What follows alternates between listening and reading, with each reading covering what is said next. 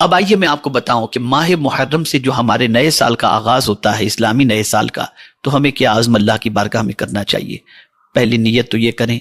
کہ اے میرے پروردگار، تیرے پیارے حبیب صلی اللہ علیہ وسلم کے صدق و طفیل مجھے ان ماہ مبارک ہی میں نہیں پوری زندگی گناہوں سے بچنے کی توفیق عطا فرما، میں اپنے دامن کو گناہوں سے بچا سکوں، اور پھر خود اپنے آپ کے دل میں یہ پختہ ارادہ بھی کریں کہ صرف زبان سے آپ اللہ کی بارگاہ میں دعا نہ کریں گے، بلکہ پوری جد و جہد کے ساتھ اپنے آپ کو گناہ سے بچانے کی کوشش کریں گے، جیسا کہ رب نے فرمایا فَلَا تَظْلِمُوا فِيهِنَّ أَنفُسَكُمْ۔ اسی کے ساتھ نماز 5 وقتہ کا ارادہ اور عزم مصمم کریں کہ ایک وقت کی نماز انشاءاللہ قضا نہیں کریں گے۔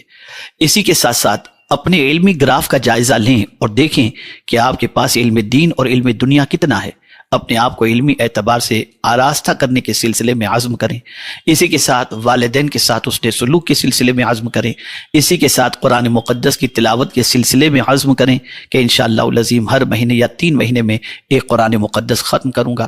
اسی کے ساتھ ساتھ میرے پیارے آقا صلی اللہ علیہ وسلم کے دیوانوں یہ بھی عزم کریں کہ انشاءاللہ پریشان حال مصیبت زدہ لوگوں کی میں مدد کروں گا۔ اسی کے ساتھ ساتھ اولاد کو بھی دین کی تعلیم سے آراستہ کرنے کی کوشش کروں گا۔ اسی کے ساتھ علم دنیا کے سلسلے میں بھی قدم بڑھانے کی کوشش کروں گا،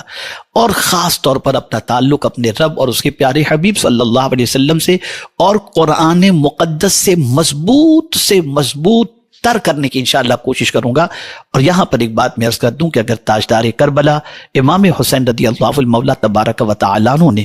کربلا کے میدان میں اتنی تکلیفوں کو سہ کر سب کچھ لٹانے کے لیے انہوں نے ارادہ کیا تھا، یہ صرف اس توکل کا نتیجہ تھا جو ان کا اللہ عز و جل پر تھا، اور ساتھ ہی ساتھ رب سے، اس کے پیارے حبیب صلی اللہ علیہ وسلم سے اور قرآن سے جو ان کا گہرا تعلق تھا، اس تعلق کی بنیاد پر وہ جانتے تھے کل من علیہا فان ویبقى وجہ ربک ذو الجلال والاکرام۔ اور اسی کے ساتھ ساتھ وہ یہ بھی جانتے تھے کہ جب ہر چیز فنا ہو جائے گی اور باقی رہنے والی ذات اللہ کی ہے، تو وہ جانتے تھے کہ میں بھی ایک دن اس دنیا سے کچھ کر جاؤں گا، لیکن اس سے اچھا کیا ہے کہ اس اللہ عز و جل کی راہ کے اندر جان دے کر ہمیشہ کی زندگی پا جاؤں۔ تو میرے پیارے آقا صلی اللہ تعالی علیہ وسلم کے پیارے دیوانوں، یہ جذبہ، یہ جو ہے آپ کے دل کے اندر حوصلہ جو پیدا ہوا، یہ تعلق بالقرآن کی بنا پر، تعلق بالرسول کی بنیاد پر، اور تعلق باللہ کی بنیاد پر، اور فکر آخرت کی بنیاد پر۔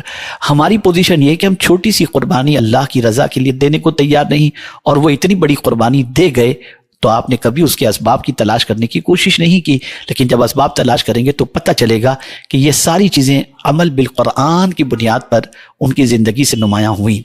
تو ہم ان ساری چیزوں کا عزم کریں، اور انہی عزم مصمم کے ساتھ خاص طور پر فحاشی کے سیلاب میں، بے حیائی کے سیلاب میں غرق ہونے سے بچنے اور ڈوبنے سے بچنے کے سلسلے میں اللہ کی بارگاہ میں دعا کریں، اور اپنی زندگی کو بہت اچھی طریقے سے اخلاق سے، علم سے، عمل سے آراستہ کرنے کی کوشش کریں، اور یہ کوشش کریں کہ یہ سال ماضی کے سارے سالوں کے کیے ہوئے گناہوں کا کفارہ بن جائے، اور اس سال میں ہمارا تعلق باللہ اور تعلق بالرسول مضبوط ہو جائے۔